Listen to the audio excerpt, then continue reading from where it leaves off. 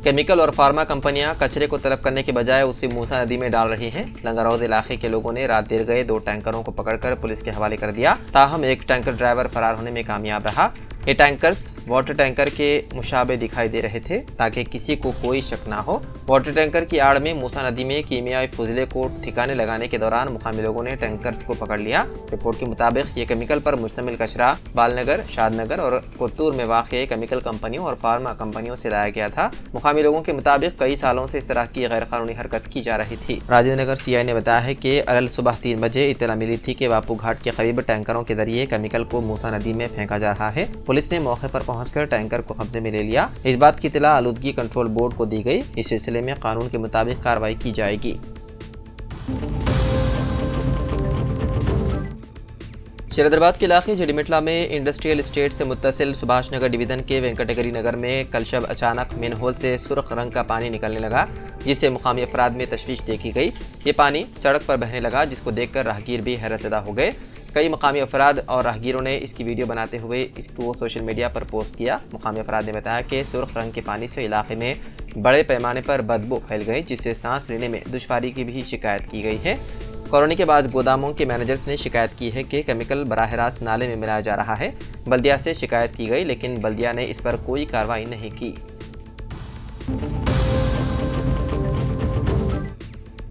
RBI governor Shaktikanta Das की तबीयत अचानक बिगड़ गई। बगैर इलाज चेन्नई के अस्पताल में कराया गया दाखिल। रिजर्व बैंक ऑफ इंडिया के गवर्नर शक्तिकांत दास को चेन्नई के एक अस्पताल में दाखिल कराया गया। बताया जा रहा है कि उनकी तबीयत गुज़िश्ता शब अचानक खराब हो गई, जिसकी वजह से उन्हें अस्पताल में दाखिल कराया गया। हालांकि RBI ने कहा कि फिक्र की कोई बात नहीं, उनकी तबीयत अब बेहतर है। RBI के एक तर्जुमान ने शक्तिकांत दास की तबीयत से मुतालिक जानकारी देते हुए बताया है कि उन्हें एसिडिटी हुई है और जाँच के लिए चेन्नई के अपोलो अस्पताल में दाखिल कराया गया। साथ ही उन्होंने ये भी बताया कि फिक्र की कोई बात नहीं, वो अब ठीक हैं और अगले 2-3 घंटों में उन्हें अस्पताल से छुट्टी मिल जाएगी।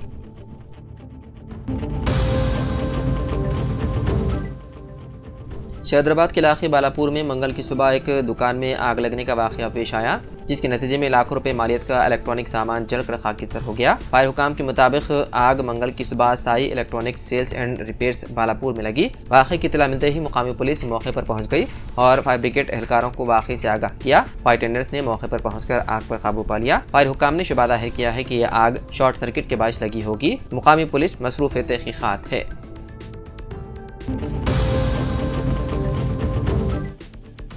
महाराष्ट्र शिवसेना शिंदे ग्रुप के लीडर एकनाथ शिंदे ने मंगल की सुबह वज़ीर आला के ओहदे से इस्तीफा दे दिया। एकनाथ शिंदे ने अपना इस्तीफा गवर्नर CP राधाकृष्णन को सौंप दिया। काबिल जिक्र है कि महाराष्ट्र असेंबली इंतखाबात में BJP की क़यादत वाली महायुति इत्तेहाद को वादे अक्सरियत हासिल हुई और रियासत में नई हुकूमत बनाने के लिए सरगर्मियाँ जारी है, जिसकी वजह से एकनाथ शिंदे ने इस्तीफा दे दिया। इस इस्तीफे के साथ ही रियासत में नई हुकूमत की तश्कील का रास्ता साफ हो गया। देर असना गवर्नर ने शिंदे से कहा कि वो रियासत में नई हुकूमत की तश्कील तक निगरान के तौर पर काम करें।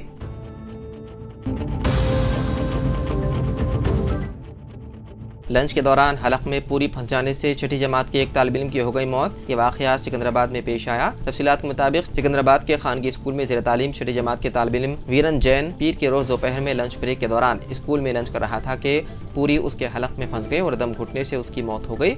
वो लंच बॉक्स में पूरियाँ लाया था। बेगमपेट इंस्पेक्टर CH रमिया के मुताबिक ये लड़का लंच बॉक्स में पूरियाँ लाया था और 3 पूरियाँ एक साथ खा रहा था कि ये पूरियाँ उसके हलक में फंस गई, जिसके सबब जैन का दम घुटने लगा और वो फौत हो गया। हलक में पूरियाँ फंसने के बाद उसे सांस लेने में दुश्वारी हो रही थी। उसकी ये हालत देखकर स्कूली स्टाफ ने उसे मुकामी नर्सिंग होम ले गए और बाद में जैन को एक खानगी अस्पताल मुंतकिल किया, जहाँ डॉक्टरों ने बाद मुआयना लड़के को मुर्दा करार दिया।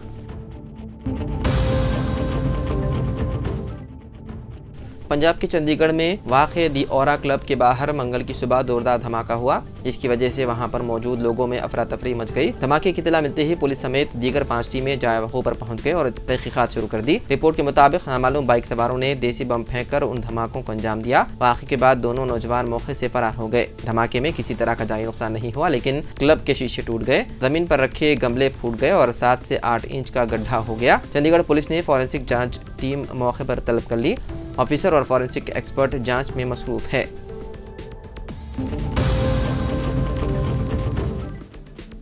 रियासत तेलंगाना के पेद्दापल्ली में एंटी करप्शन ब्यूरो ने पेद्दापल्ली जिले के महकमे आपाशी के एक असिस्टेंट इंजीनियर नरसंगा राव को 20,000 रुपये रिश्वत लेते हुए रंगे हाथों पकड़ लिया। एई ने 90,000 रुपये के काम के लिए कॉन्ट्रैक्टर श्रीनिवास से 45,000 रुपये की रिश्वत का मुतालबा किया था। उन्होंने जोलापल्ली मंडल में काचापुर के करीब पुल की मरम्मत का काम मुकम्मल किया था। कॉन्ट्रैक्टर ने 20,000 रुपये देने का वादा किया और ACB से राब्ता किया, जिसके बाद AE को जिले कलेक्ट्रेट के सामने वाक़े चाय के स्टॉल पर रिश्वत देते हुए गिरफ्तार कर लिया। ACB के DSP BVR मूर्ति ने तस्दीक की के मुकदमा दर्ज कर लिया और AE को हिरासत में ले लिया गया है।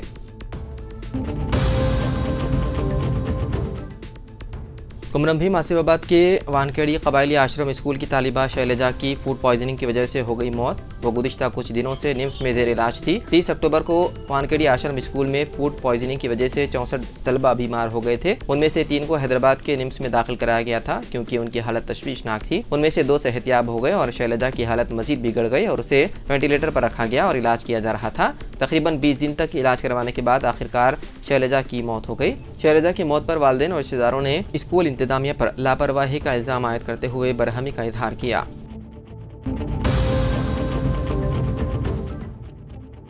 नेशनल इंस्टीट्यूट ऑफ न्यूट्रिशन के साइंसदानों ने पोल्ट्री फार्म्स की मुर्गियों में खतरनाक बैक्टीरिया होने का किया इंकिशाफ। नेशनल इंस्टीट्यूट ऑफ न्यूट्रिशन के साइंसदानों ने बॉयलर मुर्गियों में एंटीबायोटिक्स के खिलाफ मज़ाहम करने वाले खतरनाक बैक्टीरिया में इजाफा होने की निशानदही की है। पोल्ट्री फार्म्स में मुर्गियों की ज़रूरत हो या ना हो, इंतजामिया की जानिब से अंधाधुन एंटीबायोटिक्स दी जा रही है, जिसकी वजह से एंटी माइक्रोबेल रेजिस्टेंस में तेजी से इजाफा हो रहा है। ऐसे चिकन को डीप फ्राई के बगैर खाने से इंसानों में एंटी माइक्रोबेल रेजिस्टेंस बढ़ जाने के खतरात का इंतबाह दिया है। ये मुतालिया केरला को साउथ जोन और तेलंगाना को सेंट्रल जोन में तकसीम करके किया गया था। इसके हिस्से के तौर पर मुतालिका दोनों रियासतों के 47 पोल्ट्री फार्म से 131 चिकन के नमूने हासिल किए गए थे। उनसे DNA अलग थलग किया गया और उनकी जांच की गई, जिसमें तशवीशनाक इंकिशाफात हुए।